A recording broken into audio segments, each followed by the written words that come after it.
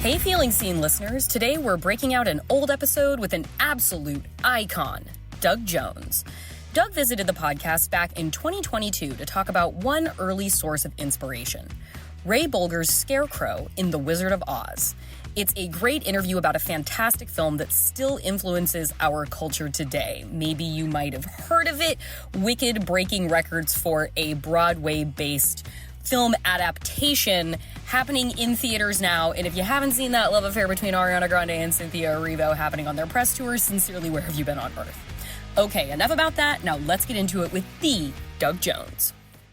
My co-host today is somebody for whom there could be, depending on who you are, you could take like a BuzzFeed personality test of like, which character that this actor has played is your personality sort of situation. And you know, depending on, maybe you're a geriatric millennial like me and you grew up with Billy Butcherson and Hocus Pocus. Maybe you are a fan of prestige cinema and you thought the elegant fish man was a sex symbol in The Shape of Water. Maybe you're excited about Hocus Pocus 2 that's coming up. Maybe you love Star Trek Discovery, in which he plays Saru. Maybe you're a big fan of What We Do in the Shadows, in which he is the Baron Afanas, or so many other projects from Guillermo del Toro. Doug Jones, how could I possibly introduce you sufficiently? Does that take care of it as a setup? What else should I say? Not only did that take care of it, that also humbled me to the point where I can't live up to it. Thank you so much for that introduction. You're so welcome. And I know you're a very, very busy person. So I wonder, are you filming right now? Are you in between filming right now? Like, are you working? Are you on a moment of downtime? No, there's no downtime for the weary. Yes. Season 5 of Star Trek Discovery is currently in production. Okay. I do have a small break from that. That's why I'm not in Toronto. That's why I'm back home in Los Angeles right now. But during my little small break, I have worked in convention appearances, and I just filmed a pilot for a new travel reality show yesterday as the host. Well, if that sells, it sells. Right. I also we'll cross our fingers. I also recently did a week on another show for PureFlix, which is the family-friendly, faith-based streaming network of Sony. And so as a human, I was in and out of the makeup trailer in 7 minutes. It was awesome. Yeah. Do you walk out after that and you're like, are you sure? Like, are we? Surely there's some glue, rubber, nothing? Yeah. No. So, and then I'm also going to be, it is also press time for Hocus Pocus 2. So I've been doing an awful lot of interviews and a lot of running abouts for that. So I'm hopping on a plane at 5:30 in the morning tomorrow to head off to another appearance in New Hampshire. And then we've got the big Hocus Pocus 2 premiere in New York shortly after, and press junket there. And so it hasn't been, and then I have to get back to Toronto to keep filming Star Trek Discovery Season 5. So it's like, what? So I think, I'll sleep when I'm dead, I guess. Is that how this works? Right. Yeah. And okay, so I wonder about that. Like, I feel like a thing I enjoy about talking to actors who have settled into kind of like, I feel like it's about the early to mid 30s range with actors who have been in it now since maybe they were teens, maybe early 20s. I feel like that's about the time I start talking to people where they're like, I don't feel the crisis imperative to keep saying yes to things. I feel like I've reached a point, but I wonder what is your sort of continued galvanizing force to stay so prolific as you are, and has that kind of motivating factor changed for you over the that is a great question. When I was a young teen, I was not acting yet. I didn't start doing. I started doing TV commercials in my mid to late 20s, and then I didn't really become. And I was fighting for every part I got. I didn't become somebody who got phone calls and requests until in my 40s, basically. So I was kind of a late bloomer. Now you're offer only. Doug Jones is offer only, everybody. Incoming call only. But when the offers came, I was out of fear, would just say yes, because I knew what it was like to not have them. So I wanted, if I'm going to keep going, I need to say yes to just everything. I have reached a point now that I'm 62 years old, and I'm getting weary and tired. I am a bit more picky now, and I can comfortably say no if it's just not the right fit or not the right story I want to help tell or the right role I want to play or whatever. And that's okay. Saying no is a gift that we have been given. Yes. And it does not have to have horrible consequences. No can simply be I need to take care of myself right now. Thank you so much, though. No, absolutely. So right now you're on the threshold of putting out Hocus Pocus 2, Billy Butcherson, The Return. Yeah. And the character that you provided when we asked what you want to discuss today was another sort of stuffed and pulled man. It's the Scarecrow from Wizard of Oz, which I find to be such a tender and lovely choice. And I wondered, was that something that occurred to you quickly, or did that have to take some mulling over to know that that was the one? Right. When you sent the question to publicist Jess to forward on to me, like, what character would you like to discuss as though the one you felt seen in your... Thank you, publicists, for making everything possible. Exactly. We appreciate you. Yeah. It took me a split second to say, Scarecrow from Wizard of Oz. Absolutely. I grew up with him kind of guiding my way. The Wizard of Oz was one of those TV events when we were kids before home video. You had to watch it on network TV when it aired, or you missed it that year. So it was like a stop the world. I'm watching the Wizard of Oz. Yep. And the one character I love the whole movie, but the one character I really connected with was the Scarecrow. He was this goofy, floppy, gangly, all limbs, strung together without any tendons, it seemed. And he also was missing a brain. And I always felt like I was the one in the room, no matter where I was, that wasn't quite as intelligent or quite as quick or quite as funny as everybody else.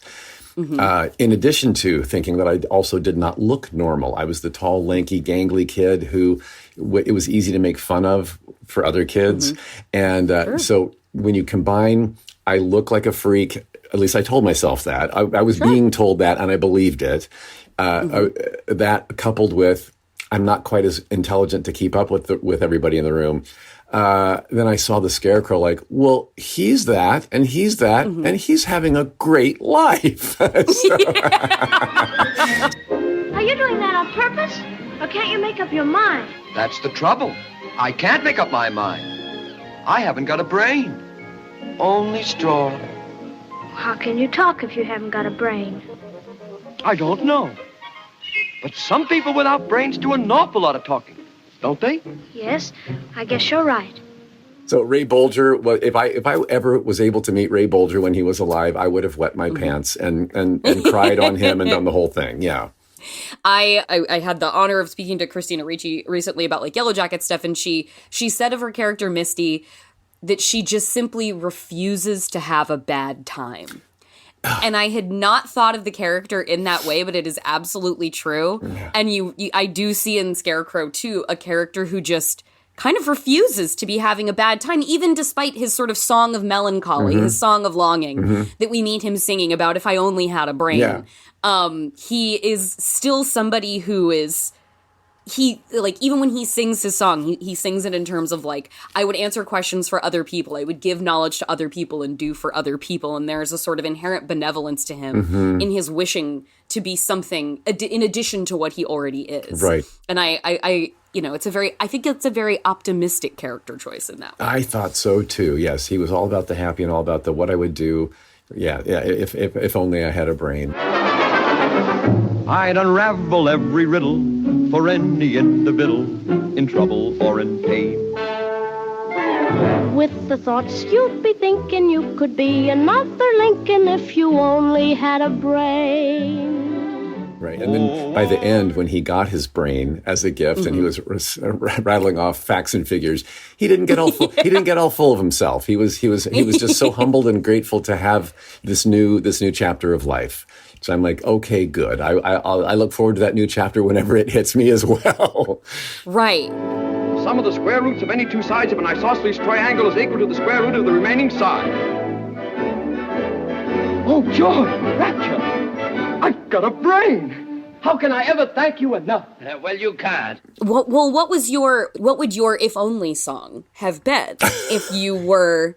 When you were receiving the Scarecrow as this character that made sense to you, did you have a sort of localized well, if only I had this thing, then I would be full in my young perception of what being complete means. Right. Oh, well, back then, it's something that I don't care about now, but back then I wanted to just walk into a room and blend. I wanted to look average. I want so that I wasn't a focal point of like what and people pointing and giggling. If only I could have, been average, what I thought normal was, and just blend in. Then I wouldn't have to, then everything I said and did wouldn't be tempered with, I hope I don't look like a geek doing this or like a fool doing this, whatever it was. When you were, it was at, I believe it was Ball State University where you got into the art of mime. And I went high school, middle school, a savage time for anybody who's the tall poppy, anybody who's the nail that's sticking That's out. right. And so did you have the experience once you got to college of that being a time where you found the other tall poppies, or was that a longer trip for you to get to that point? I love how you put that, the tall poppy. I did find other tall poppies and found a sense of community and like, oh, these people get me. And I can be more of myself and not worry so much and not live in fear every day. And then I also had opportunities open up to me, like the mime troupe at Ball State University. There was a mime troupe called Mime Over Matter that was run by other students. Mime Over Matter, that's a pun. And the senior who lived down the hall from me in the dorm when I was a freshman was like, hey, I run this mime troupe. Yeah, I think you'd be good for that. Come see one of our shows. He was also a tall, lanky, goofy, very animated guy that I'm like, oh, my people. And so I went and saw the show and I'm like, oh, more of my people. So I joined the mime troupe and found it to be a place where I could thrive.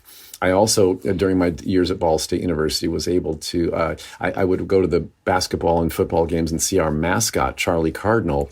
I was thinking like, there's so much more that can be done with that. I really want to get, get in that suit and make it come alive more. And I as a huge fan of the University of Oregon Duck, like a fan specifically of the duck and the commitment to the people inside the puddle suit. Yeah. I completely agree with you. You can create a fandom around a mascot suit if you've got the will to make the way. Okay, and so I can pat myself on the back and say Charlie Cardinal became quite a centerpiece at sporting events when I took him on. Yes, yes, I'm very happy. And I've had people in the alumni department since then. And I graduated in 1982, so you weren't even born yet, were you, child? But 3 years prior, 3 years before I got here. But yeah, they for many years after said that, what, Doug, you're still the best Charlie Cardinal we've ever had. So I don't want to boast, but I loved hearing that. I did. Absolutely. And it's just like, it's like a thing where it's like, it's the kind of luxurious position where everybody gets to win. Like, you get to hear that and it gets to be true. And anybody else who would be like really passionate about it could be like, well, I mean, yeah, like, of course I'm not fucking Doug Jones. It's like, sure. Like, that's not like, oh no, my feelings are hurt. It's like, well, if I'm gonna not be somebody, I might as well not be Doug Jones in the comparison, in keeping up with that Jones. Right. But that's like what I love about hearing about that is the idea of like arriving at this new place and being noticed and being picked out of a lineup. But because someone's like, I think you'd be really great at something. Like, right. I noticed you. And in noticing you, it's because, like, I think there's something that you could really shine in. As opposed to, like, I would imagine at that point, maybe, like, a patternization of being noticed not being something that you aspired to anymore. If my kingdom to not be noticed in a room. And that's a really nice thing to be able to go somewhere new and have this thing that could have been previously associated with like anxiety or a challenge point, and then be like, no, I'm going to take back the notion of being noticed for myself, and I get to do something great with that. Right. And I would say that the show business, the film industry, and the creature effects makeup designers have been crucial in that process of self-acceptance and finding the beauty that is in me. One of my favorite stories ever, my long skinny neck was a focal point of mockery when I was a kid. And so I didn't like getting pictures taken in profile because I didn't like my posture. I didn't like how it worked. I was called ostrich. I was called giraffe many, many a time. And when I looked up what an ostrich looked like for the first time, I'm like, oh, maybe not a compliment if you're a human. Yeah. If you're like 16 and a human guy, thank you. Hell. So I actually kind of learned to loathe my long, skinny neck, and wanting to be an actor. is a part of this whole the whole theme of your show about being seen. I also felt not only the Scarecrow, but I also felt seen in other goofy comedic characters, like anything Jerry Lewis played in. And when it came to television too, we had Dick Van Dyke, we had Gomer Pyle, we had Gilligan from Gilligan's Island, and Barney Fife on the Mayberry Show. Come on, it just I had people that I was watching going, well, they're making something of that look, that persona. Maybe that's where I belong, is in this TV set one day. Because that's kind of what inspired me to want to be an actor in the first place. So now cut to me sitting in a makeup chair, getting a makeup test done for an alien character for the X-Files many, many years ago. And the creature effects designer that was going to be creating this look on me was walking around the back of me and just staring at me with this look of wonder on his face. And he said, "Has anyone ever told you what a beautiful neck you have?" Oh. So, of course, I almost started crying, and I said... I was going to say, did you cry? No one has ever said, neck and beauty in the same sentence for me. Right, yeah. So from that, and so creature effects designers from that point forward have always been very complimentary and very like, oh my gosh, but, this tall, skinny thing, we can use it. It's so beautiful and usable, and we can create. And the creatures that, the best artists in the world have worked on me now. And have boasted about the palette they get to create upon. So for that, it's like, well, you know what? Thank you. That did such wonders for my self-esteem. And with a director like Guillermo del Toro, who keeps coming back for me again and again, and he has created all these roles of monsters and creatures that I have had the opportunity and blessing to play. Where the monster is celebrated as a beautiful being and might look hideous in some ways, but by the end of the movie, you're rooting for the monster. You're wanting to be the monster. And so many, now that I do the convention scene, the sci-fi and horror and comic book conventions, of course, I have a line of people at every one of those that come up to me, and I cannot tell you how many of them have said, "Because of you, I feel seen." Whatever that is, whatever monster that might have been, whatever storyline they might have been relating to, connecting with.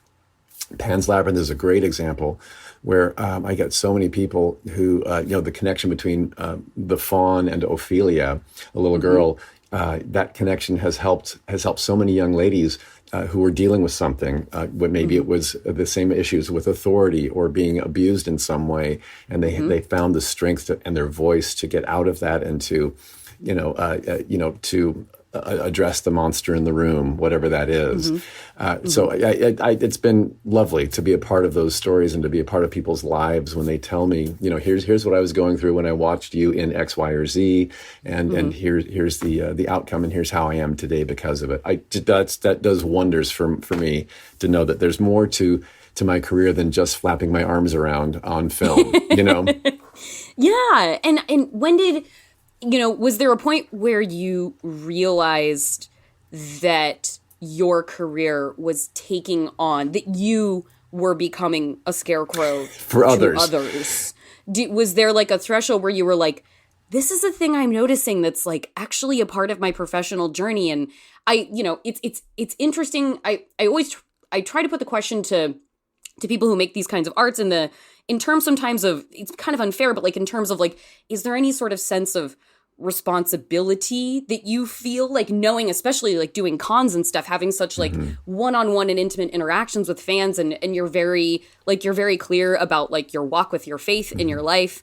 And I feel like my friends who have had long spiritual journeys in their lives too, like, I think the most beautiful thing that I have identified in them, despite like differences we might have about other things, is a commitment to community and nurturing it and fostering it. And I wondered like how in those sort of things communicated with each other, in how you embrace or sort of contemplate that aspect of your professional persona. Right. I think it has been subconscious for so long. I wasn't aware that this was happening. But you're right. I think it has been the one-on-one meeting a fan in front of my face at a convention where they want to hold my hands and they're tearing up, telling me their personal story and how I connected to it. That is like so sobering and humbling. And And I didn't make the you mentioned before, the Scarecrow from Wizard of Oz and Billy Butcherson from Hocus Pocus connection before, not until just recently.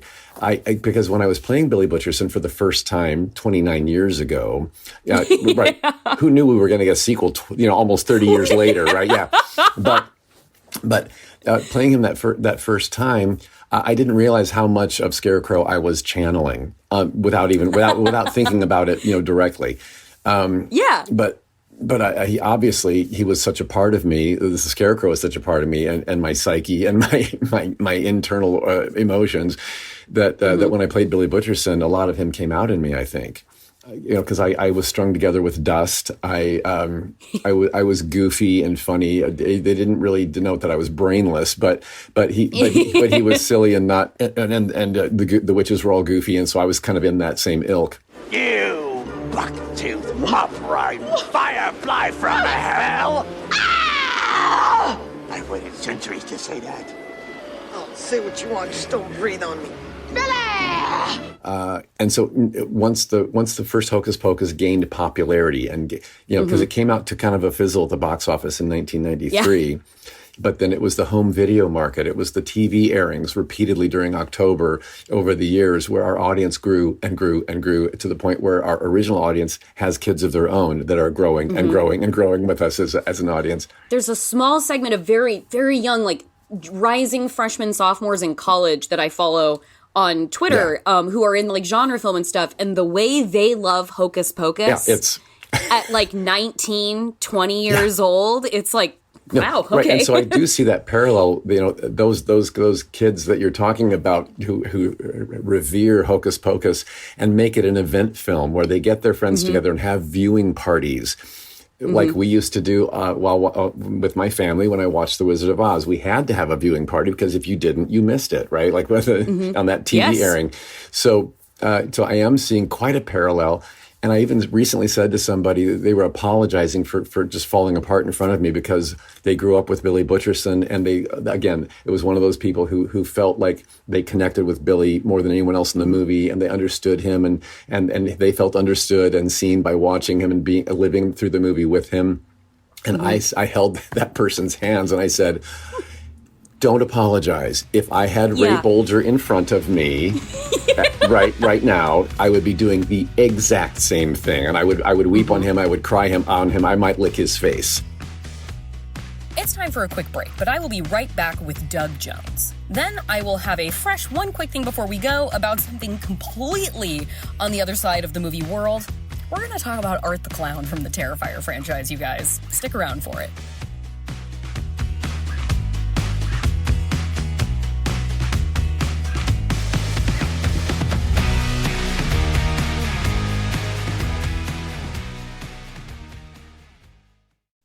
Dr. Game Show is a podcast where we play games submitted by listeners with callers from all around the world, and this is a game to get you to listen.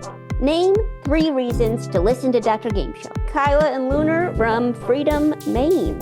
Dishes, folding the laundry, doing cat grooming. Okay, thank you. Great.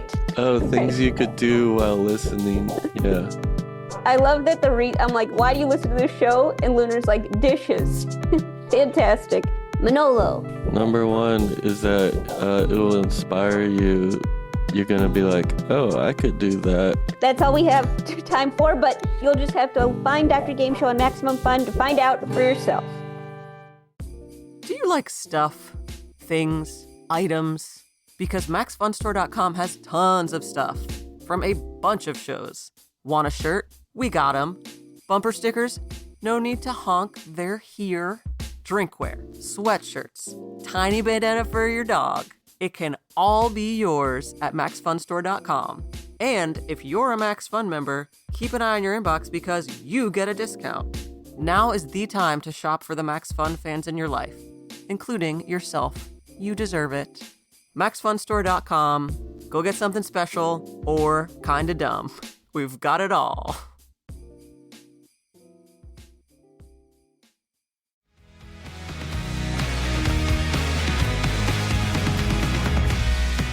So, like, the interesting thing happens in Shape of Water where, like, the character, like, in a very internet time, particularly, there becomes like a subcategory of conversation around that movie of like a sex icon, the Fishman, and which I then like because there's that, and then let's take us up to present day, What We Do in the Shadows, where the Baron is restored in a recent episode in season 4 that just I think finished airing. I think season 4 is done. Yes, that's just it. Yeah, it is the wedding episode. Yes. It is season 4, episode 6, when your character is restored to your natural, like pre-burnt husk physical form, and you are fetishized as a sex icon when you're a half a man on a couch. I am not the dashing, radiant being that I once was. I think I might know just what you need.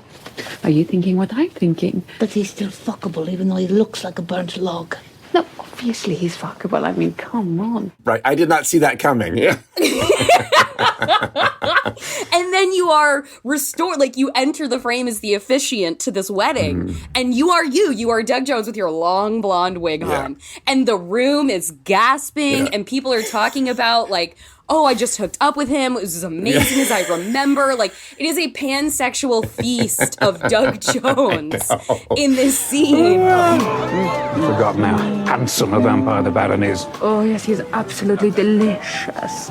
I must confess, we had a little quickie in the cloakroom after the ceremony. As good as you remembered? Oh, so much better. All right, well then don't mind if I do. Oh, enjoy, my love. Oh. I say there, Baron. Fantastic to see you return to your former glory. I have been wanting to have a private word with you, Laszlo. If you would be so good as to meet me in the coat room. Oh, yes. How is being objectified, not just for being a fish, but for being Doug Jones? Well, I will, again, something I never saw coming. Again, you were talking about the kid who grew up thinking he was the geek in the room that nobody ever wanted to be romantic with, period, the end. So to be on worldwide television now and people like doing chat rooms about how hot the Baron is, I was on a Reddit thread last night about how hot the Baron is. Really? Oh my gosh. I've not been actually reading everything because it just kind of embarrasses me, but that's fair. But I'm tickled pink to that's kind of a dream come true that a 62-year-old man can be a sex symbol. But yeah, especially because they're too unlikely. The two characters you mentioned are two unlikely sex symbols. You know, a fish man from the Amazon River, and a crusty old vampire without genitalia. Right? I still don't. Either of those seem unlikely to want to hook up with. And yet they have their audience, and that makes me kind of giggle to myself. Yeah. No, I loved watching that, of just like that the episode makes it a point to emphasize that this character does not become desirable. Oh, he's always been. When he is restored to his pre sort of decrepit frame.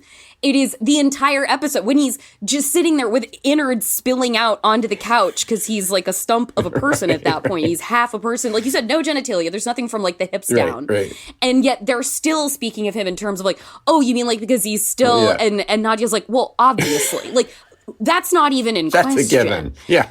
Yeah. And the emphasizing that it is not the transformation to a human standard of acceptability that makes this character so desirable and sexy. It is simply the nature of the Baron to be so. And it's undeniable. And I feel like it was such a great split of what that show does so well, with being like body and blue humor, but having such a heart of gold and having such a sort of like nice friends that you want to hang out with when the episodes come around. That is so true. And I'm getting that. Again, being on the convention scene, recently I did one with Harvey Guillen who plays Guillermo on the show. Yes. And we were doing photo ops together. And I had professional photo ops where people line up and come in and get a professional picture taken. I saw a huge difference from, I think I had just done some photo ops with another cast member from another show or another movie, and they were just like respectful and great and da-da-da. When I was with Harvey, those fans came in jumping up and down and shaking their hands around. They were so excited, and they were all giggly. There were a lot of cosplayers, a lot of goofy T-shirts. I mean, it was so the fan base is, they're so ready to laugh and to find the sexy and to find the funny in the sexy. They're ready for it. Yeah. Well, and something that show does so well is just the a way that I've talked about this with a filmmaker friend of mine, the ambient queerness of the movie that is just like a fact of the community itself. Yeah. It's just a self-evident fact. It's not something that needs to be like defined or belabored. Right. And there is obviously like a long association with queer identity, with sort of monstrosity and a kinship between horror and genre and folks identifying as queer. And, there's that split in sort of the identification with the monster of I see myself in the monster as I see myself as other, as the one that is marginalized, the one that is not accepted, and like reconciling with my own monstrosity. And I feel a kinship with this creature. And then what I found in talking to a lot of queer folks I know is the other half of that split is the sense of like, I identify with the monster for its marginalization, but for its destructive power. Like there's something aspirational to me about something that can wreak havoc on the lives of the people who wreak havoc on me.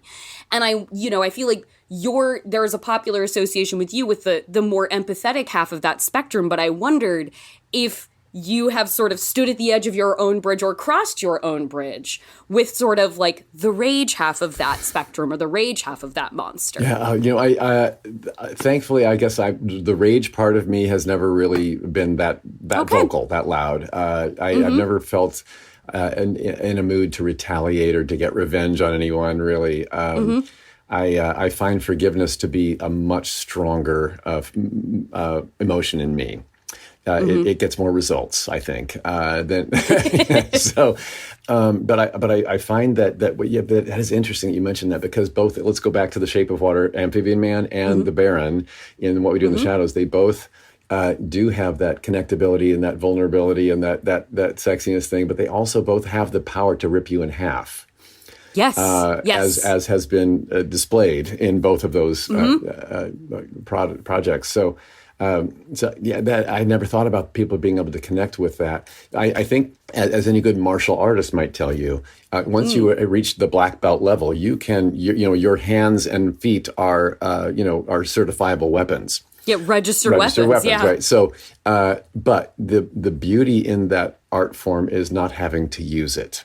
Knowing that you have the confidence that it's there, but it's never used as an offense. It's used as a defense. Should someone get out of hand with you, that's one thing. But you don't go after someone initially with this power that you have. So I think there's a certain... with I love this allusion to a quiet destructive power within Doug Jones. Just knowing that it's there is enough. Just knowing that it's there. Look, I have the confidence that it's there, so I don't have to belabor the point. That's true. That's good. Yeah. But I was so many of us. No matter if you are the oddball kid or the popular beautiful kid, we all feel like we're not the beautiful one in the room. All of us have felt like a monster at some point or another. Like we're the oddball out, or we have to, or the pressure to prove ourselves as the popular beautiful kid. We all have our issues to deal with that are monstrous in our lives. So I have found that that playing monsters has been really cathartic for me. I've been the monster in the room. And now I am actually a monster on film, and right. And so, but by the end of the movie, I've gone on a ride and a storyline with this monster to a place of victory or destruction if I'm a bad guy. Justification has happened. Justice has been served. So that's kind of nice to go home feeling empowered after that. Well, it's something I looking at the expanse of your career, like back in, if you're a Gen Xer, you probably grew up with the Mac Tonight commercial with you as a crescent-mooned man tickling the ivories, as a McDonald's pitchman. It's Mac Tonight. Come on, make it Mac Tonight. But like up to the point now where Hocus Pocus 2 is coming out and What We Do in the Shadows is just wrapped.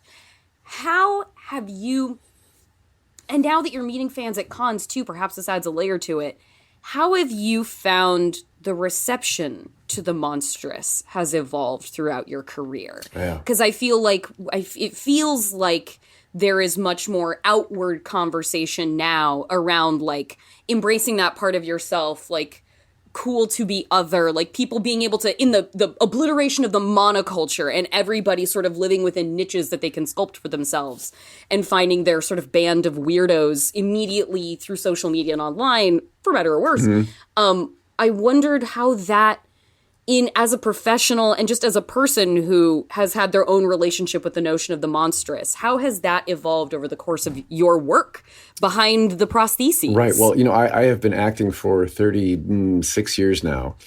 And in that time, when I started, monsters had the Universal monsters from back in the black and white era. They were movie stars. They had a hero sort of status to them in a way, and they had a a sympathetic storyline that you could go, oh yeah, I understand him, Right. But then that went away for a long time. When I started acting, if you had rubber glued onto you, you were a villain, you were a threat, you were tearing apart the lead actors. Yeah. Right. So. So from then until now, I have seen an evolution, a lovely one, where the monster, and again, I'm going to give credit to a director like Guillermo del Toro, who I've been in 6 of his films. Yeah, have to. He's someone who has brought back that hero in a monster, let's find the beauty in the monstrous. What we think are flaws are maybe where our beauty lies. That kind of a thing is more prevalent now than when I started, for sure. And even when I have played a villainous monster, I have to find, does he just wake up and say, I'm going to be evil today? Or does he wake up and say, I need to survive again today? As a villain in a movie or a story, I want to find, what does he do? He's making bad choices, yes, very selfish choices perhaps, but he's also wanting to survive best he knows how. And so I think there's a life lesson in there for all of us somewhere, as to what decisions do we have to make in a day to survive, and then let's also say, how is this going to affect others, good or bad? So I don't know if that answered any question or not, but I went on a diatribe. So No, I'm happy to hear it. And I think something that's interesting now too that I feel like we're seeing is.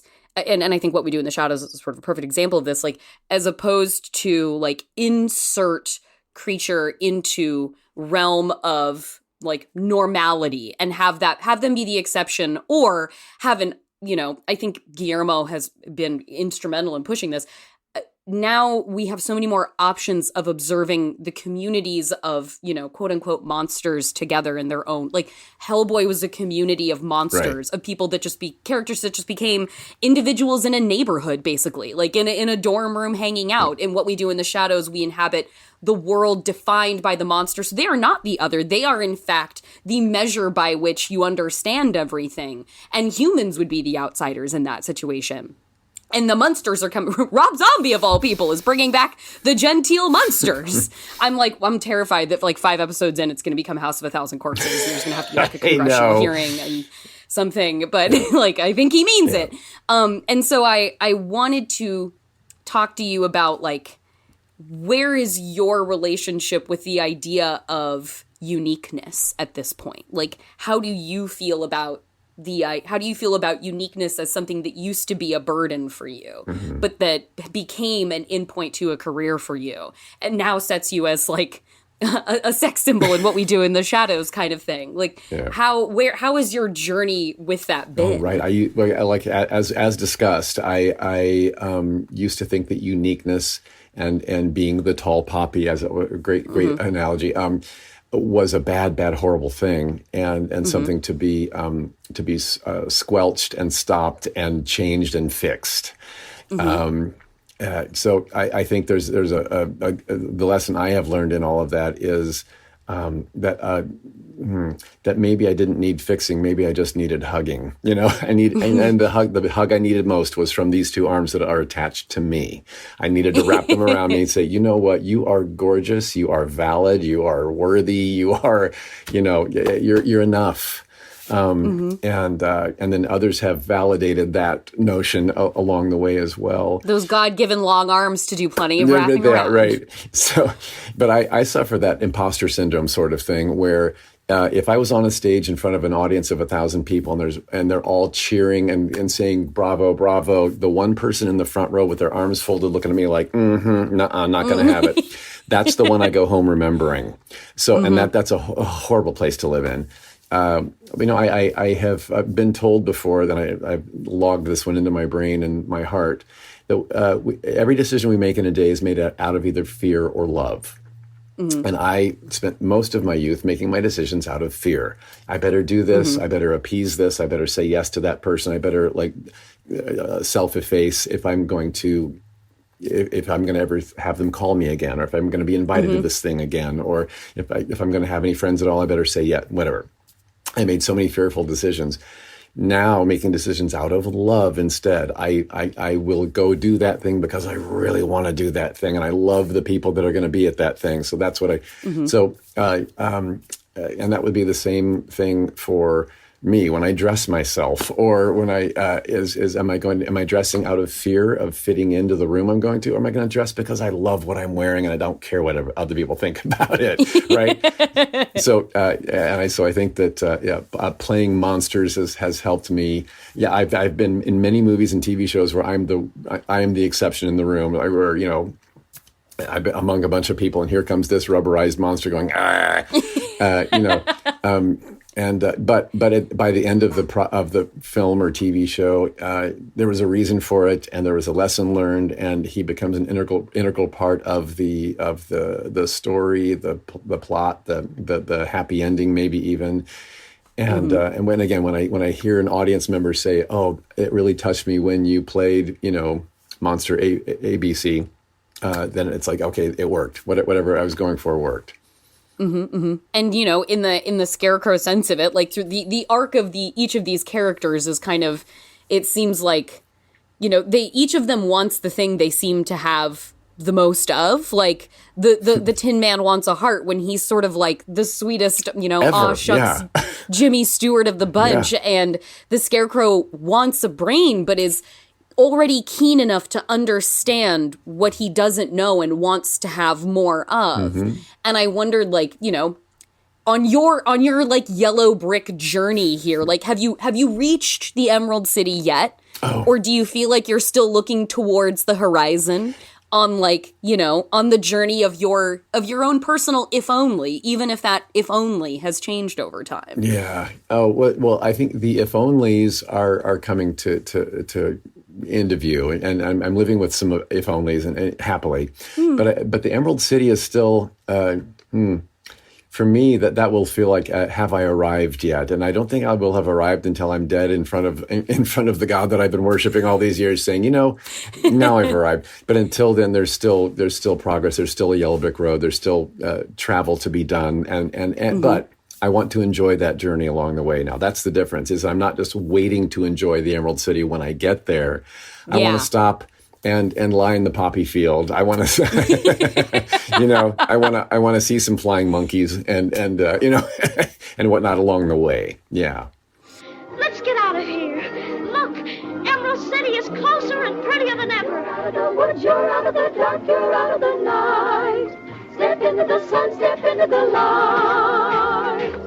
Keep straight ahead for the most glorious place on the face of the earth. All right, well then sadly my wrap-up question, I feel like for you needs to be then with with bookending like Hocus Pocus early on, new Hocus Pocus coming out now, becoming not just sex symbol and prosthetics, but sex symbol with blonde wig as Doug Jones. And the idea of like, if you I would imagine there were moments of like, if you had told me 30 years ago that this was gonna happen situation, even at like, you've mentioned like being 62 years old. And I've read you talk about like Pan's Labyrinth at 46 being a moment that kind of turned the page for you in your career. What are there things that you see as possible now that you can like, that you even know to dream about or aspire to towards, as far as like work you get to do, where you're like, well, hell, if this can happen, right? Well, then like, what about this possibility options that you maybe hadn't ever considered were going to be reality before, but like that you look at now and like it can still be exciting, like on that journey that you're on. It's like, I'm going to enjoy the journey before I get to that endpoint. What other parts of the journey now do you see that are available to you that didn't even necessarily exist when you were coming up into this? Right. And that would be something that I've talked about before. So it's not a big surprise to everyone, but not everyone understands that I love the Hallmark Channel. Okay. And I love the fluffy Christmas movies that have the similar plots. You know where it's going the minute it starts. And I don't care. I'm in for the ride. Great, exactly. I'm in for the feel good. I'm in for the happy ending. I'm in for this. All things being tied up at the end and happily ever after. So the older I get, the less rubber and glue I want to wear, and I'm being more picky with those roles now. So transitioning into playing more, I've played many humans in my career, but I want to play more and almost, as I can age, playing, the older dad on a Hallmark Christmas movie that's giving his grown daughter some advice about her relationship while swirling a cup of cocoa and wearing a sweater with reindeers on it, right? Right. That's the new dream. And amazing. And the thing, and you're right. Like, back when, 36 years ago when I started being an actor, if I'd seen myself today, I was dreaming about where I'm at now, and it did come true. So, I mean, I know dreams can come true. So looking from here to, playing a gray-haired guy that's on a Hallmark Christmas movie, it feels very possible. And in fact, having a couple of interviews like this where I've said this out loud, I mean, we're speaking this into existence. Come on now. We are speaking this into existence. I've had a couple of directors and or producers that have done Hallmark movies that have gotten a hold of me on social media going, you know what, I got a movie coming up that you'd be great for. But my Star Trek Discovery schedule has kept me tied up for so many months. I've had to say no to a couple. But so I know that it actually can happen because they're out there. And structurally, a great thing about that is it's a high volume operation. Right. Not going to run out of opportunities. Not going to run out of shots to take on that one. Right. No, I know. Like, we need to put 700 movies out between now and January 1st. No, that's right. Give me Doug Jones. There's got to be one in there, right? Exactly. Well, I have to relinquish you to time, Doug, but I am so grateful for you spending yours with us here on the podcast, and thank you. Me too. Thank you so much. Jordan, you are a delight, and you are so smart, and you are so articulate. I love talking with you. Yes.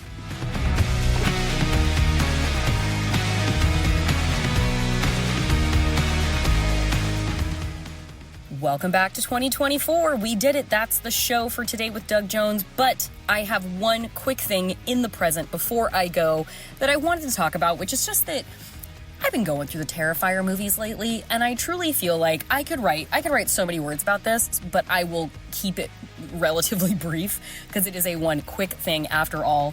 Given the results of a recent election that people were out there voting in, and given the sadness of those results for a lot of us, and given the for the lulz 4chanification of cruelty inflicting partisanship that has swept the landscape, the manosphere, all those things. You know what I'm talking about. You're plugged in people. You're media literate people. I have come to the epiphany that Art the Clown is the definitive villain of our time. Much like the Purge movies arrived a little bit before. They were right on the nose of the culture in which we lived, but then our culture unfortunately caught up to the Purge, and it became a sort of definitive dystopia of our time here in the United States. I think similarly too, I think that is what has happened with the Terrifier franchise. I think Art the Clown has existed since before Terrifier. He is a creature with an origin story in an earlier film from the same director, Damien Leone. But over the course of time, these little indie movies Terrifier 3, one of the top 2 or 3 highest grossing independent horror movies of the year. It's right behind Longlegs. That's insane. And I think that Art, now the moment has met him. It's not that he's met the moment. He's always been himself. Now that the moment has met Art, we see this revival of a sort of violence and nihilism that we last experienced in horror of the 2000s, in the post 9/11 landscape that was horror in the 2000s, but there was a distance from the cruelty in those movies where I think it is embodied in the 2008 movie The Strangers, when the killers tell Liv Tyler and Scott Speedman, they ask, why are you doing this? And they just say, because you were home, in the most dissociated way. But now I think there is as much of a reasonless desire to inflict torment upon adversaries that is embodied by Art the Clown, that is not set at a cold distance of because you were home, but it's his horn honking in your face, following you around the grocery store hallway, stalking you, terrorizing you for nothing but his own delight. It's not a husk of violence in which the pain of victims is poured. It is someone who is filled with the desire to provoke and to torment and to trigger and to activate. And that is the kind of insidiousness, that is the kind of villainy that feels like it is permeated throughout our culture. You know, the owning the so-and-so, owning whoever it is, on the business end of the, pain, agony, torment, torture that you wish to inflict. And so, you know what? Art the Clown, as far as I'm concerned, is Time's Man of the Year. Art is the zeitgeist. He has captured the national mood. Congratulations to the Terrifier franchise for pulling that off, and for America finally arriving where you've been all along. It took a lot of hard work to get here, guys. And that is our show. You can follow us on Instagram and Twitter at FeelingSeenPod, or send us an email at feelingseen@MaximumFun.org. If you want to follow me, I'm JorCrew on Twitter and Blue Sky. We're having a good time over there. Come join. Our theme music is by Andrew Epen. The show is produced by Danielle Huesius. Our senior producers are Kevin Ferguson and Laura Swisher, and this is a production of Maximum Fun.